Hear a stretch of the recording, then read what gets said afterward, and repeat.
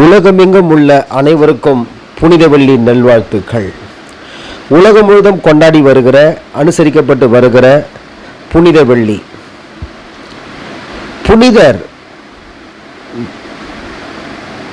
தேவகுமாரனாகிய இயேசு கிறிஸ்து இந்த பூமியிலே மனிதனாக பிறந்து மனித குலத்தினுடைய சாபங்களையும் பாவங்களையும் அதன் மூலியமாய் வந்த எல்லா விதமான வேதிகள் தரித்திரங்களையும் இருந்தும் விடுதலையாக்கும்படியாகவும் அந்த பாவங்கள் சாபங்கள் எல்லாத்தையும் தானே ஏற்றுக்கொண்டார். ஜீவ காலமெல்லாம் மரண பயத்தில் இருந்த ஜனங்களை விடுதலையாக்கும்படிக்கு அப்படியானார் என்று சொல்லி பார்க்கிறோம். எனவே பிரியமானவர்களே, நம்முடைய பிதாவாகிய தேவனாலும் கர்த்தராகிய இயேசு கிறிஸ்துவினாலும் உள்ள கிருபையும் சமாதானமும் இயேசு கிறிஸ்துவின் நாமத்தில் எப்போதும் உண்டாவதாக. ஆமென்.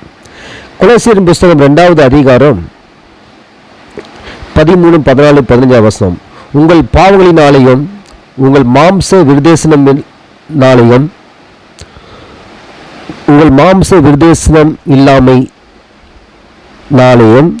மரித்தவர்களாய் இருந்த உங்களையும் அவரோடு கூட உயிர்ப்பித்து அக்கிரமங்கள் எல்லாவற்றையும் உங்களுக்கு மன்னித்து, உங்களுடைய அக்கிரமங்கள் எல்லாம் மன்னித்து, அதை நம்மளுடைய அக்கிரமங்கள் எல்லாம் மன்னித்து, நமக்கு எதிரடியாக இருந்த நியாயப்பிரமாணமான கையெழுத்து இந்த கட்டளைகளால் நமக்கு விரோதமாய் இருந்த எல்லா கையெழுத்துகளையும் குலைத்து அதை நம்ம நடுவில் இராதபடிக்கு எடுத்து சிலுவையில் ஆணி அடித்து துரைதனங்களையும் அதிகாரிகளையும் முறித்து கொண்டு விலைகரமான கோலமாகிய சிலுவையிலே இயேசு கிறிஸ்து வெற்றி சிறந்தார். இந்த வெற்றியின் நாள் தான் இன்று புனித வெள்ளி. கிறிஸ்து உலகத்தினுடைய நம்முடைய எல்லா சாபங்களையும் பாவங்களையும் மீறுதல்களையும் அவர் சிலுவையிலே இன்று ஏற்றுக்கொண்டார். இனி எந்த பாவமும் சாபமும் வேதிகளும் அக்கிரமங்களும் நம்மை தொட முடியாது. ஜீவ காலமெல்லாம் மரண பயத்தால் அடிமைப்பட்ட யாவரையும் விடுதலையாக்கும்படிக்கு மரணத்தை இயேசு கிறிஸ்து தாமே ருசி பார்த்து மரித்து 3ஆம் நாள் உயிர்த்து எழுந்தார். ஆகவே மரித்தால் நாம் பிழைப்போம் என்ற அந்த நம்பிக்கையை இயேசு கிறிஸ்து உலக ஜனங்களாகிய நமக்கு, உலகத்துக்கு எடுத்துக்காட்டாக உரைத்தார். எபேசியரின் புத்தகம் 2வது அதிகாரம் 15வது வசனம். ஜீவ காலமெல்லாம் மரண பயத்தினால் அடிமைத்தனத்துக்குள்ளானவர்கள் யாவரும் விடுதலையாக்கும்படிக்கு அப்படியானார் என்று சொல்லி வேத வசனம் சொல்லப்படுகிறது. கலாத்தியர் புத்தகம் 3வது அதிகாரம் 13, 14 வசனம். மரத்தில் தூக்கப்பட்ட எவனும் சபிக்கப்படும் என்று எழுதிக்கிறபடி நியாயப்பிரமாண சாபத்துக்கு நீக்கலாக்கி மீட்டு கொண்டார். இந்த நியாயப்பிரமாணத்தின் மூலமா வந்த எல்லா சாபத்தையும் இயேசு கிறிஸ்து அதிலிருந்து நம்மளை உங்களை விடுதலையாக்கி விட்டார். இனி எந்த சாபமும் பாவமும் உங்களை தொட முடியாது என்பதை நீங்கள் புரிந்து கொள்ள வேண்டும்.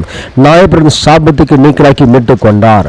ஆபிரகாமுக்கு உண்டான ஆசீர்வாதங்கள் கிறிஸ்துவினால் புறஜாதிகளுக்கு வரும்படிக்கு ஆவியை குறித்து சொல்லப்பட்ட வாக்குத்தத்தம் நாம் விசுவாசத்தினாலே பெறும்படியாகும். இப்படி ஆயிற்று. எதிரடியாக இருந்த கையெழுத்தை குலைத்துவிட்டு நடுவில் இராதபடிக்கு சிலுவையில் ஆணி அடித்து துரைதரங்களையும் அதிகாரிகளையும் முறித்து கொண்டு விலைகரமான கோலமாகி சிலுவையிலே இயேசு கிறிஸ்து வெற்றி சிறந்தார். எனவே அந்த வெற்றி சிறந்தது. இனி எந்த பாவமோ வேதிகளும் நோய்களும் உங்களை ஆண்டு கொள்ள முடியாது. பிசாசு உங்களை மேற்கொள்ள முடியாது. சத்துருக்கள் உங்களை மேற்கொள்ள முடியாது. எல்லாத்தையும் இயேசு கிறிஸ்து பார்த்து கொள்வார். அவரே உங்களுடைய பாவங்களையும் எங்களுடைய எல்லாருடைய பாவங்களையும் சார்ந்து சிலுவையில் சுமந்து தீர்த்து விட்டார். எனவே அவர் நம்மளை மன்னித்து விட்டார்.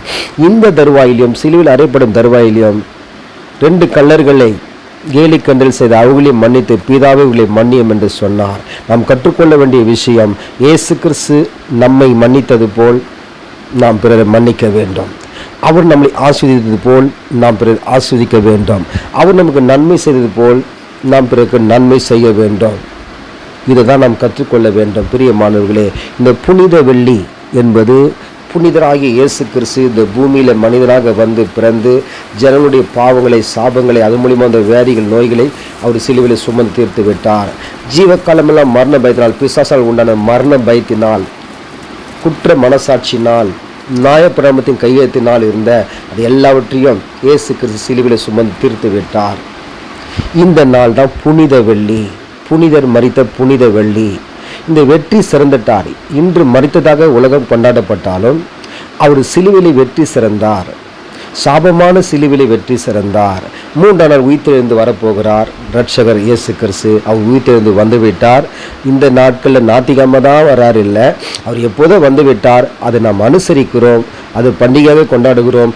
தேவனுக்கு நன்றி செலுத்துகிறோம். நாம் உண்மை உள்ளவராய் இருப்போம். சத்தியத்தை அறிந்து சத்தியம் நம்மளை விடுதலையாக்கும் என்ற அந்த உணர்வோடு இருப்போம், விசுவாசத்தோடு இருப்போம். நம் சாபங்கள் பாவங்கள் இயேசு கிறிஸ்து மன்னித்துட்டார் என்பதனால மீண்டும் நாம் பாவம் செய்யாதபடிக்கு, அந்த பாவம் நாம் செய்த பாவங்களுக்காக இயேசு கிறிஸ்து சிலுவையில் பட்ட பாடுகள், அடிகள், முள்முடி சூட்டப்பட்டு ரத்தம் சொட்டப்பட்டு, சர்வ வல்லமுள்ள தேவன் சாதாரண நம்மை போல மனுஷர்கள் அவளை ஆணி அடிப்பதையும் கேலி கண்டல் செய்வதையும் காரி துப்பினதையும் குறை சொன்னதையும் சகித்து கொண்டார். எதற்காக? நாம் சுதந்திரவாளியாய் வாழ வேண்டும் என்பதற்காக.